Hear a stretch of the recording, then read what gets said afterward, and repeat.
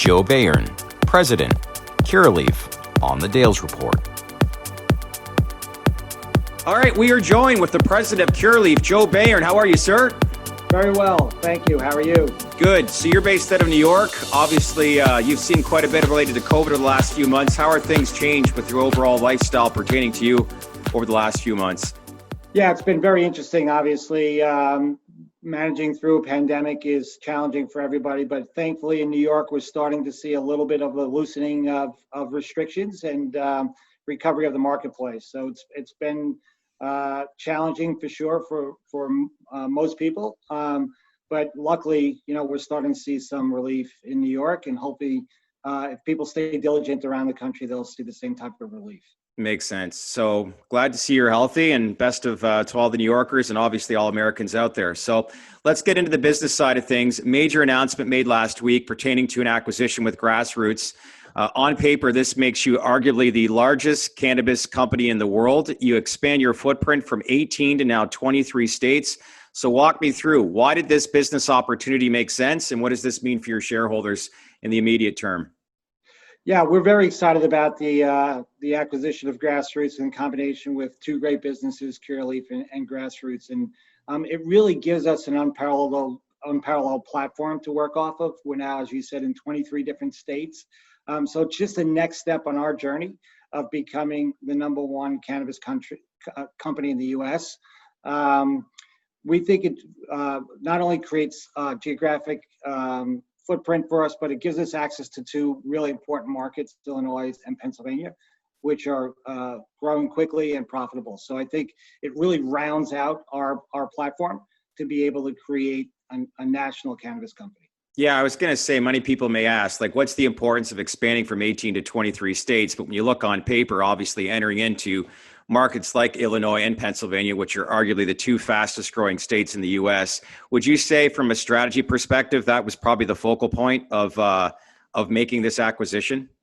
Yeah, those are great markets, but it also brings a lot of other markets as well. We get additional capabilities in places like Ohio, Maryland, which are important markets. So it really was a great fit for the two companies. So we're very happy about it, and we're very excited to integrate these businesses. And as we've been saying, it's really just the next step on our journey of becoming a true national player in the U.S. And having the ability to reach those attractive markets like Illinois and Pennsylvania are a very important step in that direction. Joe, your CEO, Joseph Lasardi, he was quoted as saying mergers and acquisitions like this one that you just entered into will cease to exist moving forward. Why do you think that is, and why are, I guess, a lot of these partnerships drying up in the industry? Well, it's a really interesting time to be part of the cannabis industry. I think the industry is at an inflection point because a lot of the industry players are realizing that it's going to be difficult to be a single state player or a small niche player and continue to survive in this industry because of the need for capital and the amount of capital it takes to get these businesses up and running.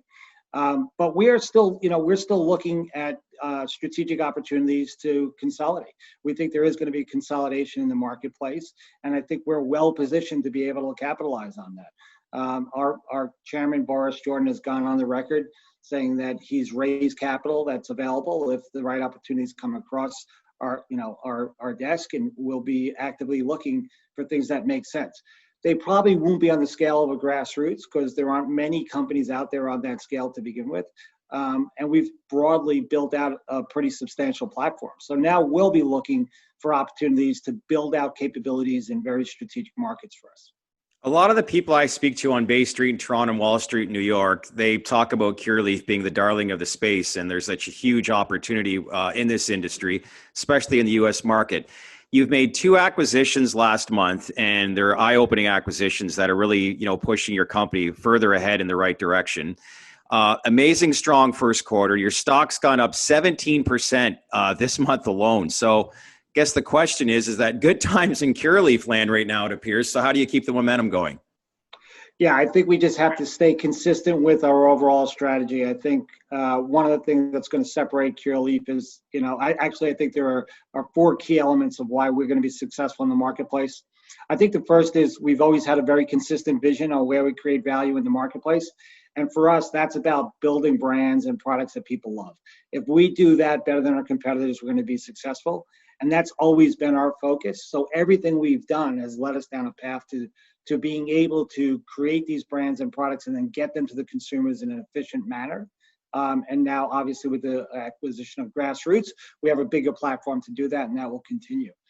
I think that's the first thing. The second thing that I think is really unique to Curaleaf is, we were born out of a medical device company, so we have in our DNA kind of this mission of helping to improve patients' lives and consumers' lives. And I think that's, really important for us. It's something that we think about every day. And as we think about developing new products and servicing our customers, it's really about how do we help enrich the lives of our consumers. And I think that mission-based values are really important for us. Because at 3,300 employees now, it's something that motivates our organization to continue to strive. The third thing is, obviously, we have an unparalleled platform to work with. 23 states, 88 dispensaries, 140 licenses. So we have the bandwidth. Yeah. Place. And then the last thing is we have very supportive shareholders who understand what it takes to change an industry paradigm and have done it before. So I think the combination of those things will help propel us into the future and keep the momentum going. Well, you mentioned about changing people's lives, and you would know it better than anyone being in New York with this pandemic. Last few months, we've witnessed consumers buying record amounts of cannabis. Do you think for the overall industry, obviously a big milestone in the U.S. being deemed as an essential business, but do you think with the record amount of consumption with cannabis is related to the pandemic, or do you think there's more to it than just that? Well, I think there's more to it than just that. I think it's an overall, a long-lasting trend, consumer trend of people moving into our category as they learn more about the benefits of the cannabis plant. But I think, the pandemic is certainly going to, it would definitely propel the business forward in a couple of ways. There was certainly some stocking up effect that took place early on, similar to what happened in other consumer product industries. We saw that. But more importantly, what we're seeing is people are being more educated on the benefits of cannabis and how to consume cannabis effectively, and we're gaining penetration into mainstream America, and I think that's what's going to drive long-term value. We look, at the industry as something around a 7% penetration rate into the addressable consumers. That means there's 93% of the people out there in the U.S. that could probably benefit from cannabis that just don't understand those benefits yet. And it's our job to develop products that meet their needs and then educate them on how it could help their lives. And I think if we do that, there's a long runway ahead of us in the U.S. cannabis industry. Last question, big one. U.S. election, it's only 3 months away. Can you believe how fast time goes by? Yeah, it's crazy. Time is flying. Yeah. So you have a company that is vertically integrated, as we just said, multi-state operator, 23 states. When this election settles, and the dust settles, I should say, obviously everything leans towards how Congress will play out. Your company, the way it's set up right now, does it matter what happens in Congress? Obviously, you're going to maybe lean towards the Democratic side, but truthfully, at the end of the day, it appears that you guys have a well-sustained business, both in the short and long term for your shareholders. Yeah, obviously, we'd love to see changes in Congress that open up the marketplace for cannabis. I think there's some really impactful legislation that could help the industry, like the Safe Banking Act and the States Act.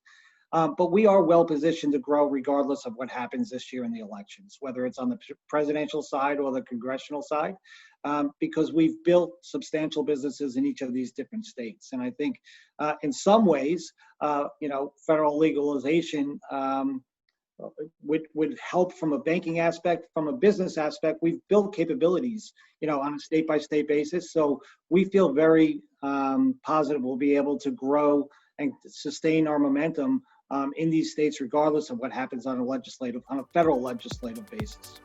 Joe, appreciate your time. Great catching up with us, and keep in touch. Great. It was nice meeting you. Thank you for having me.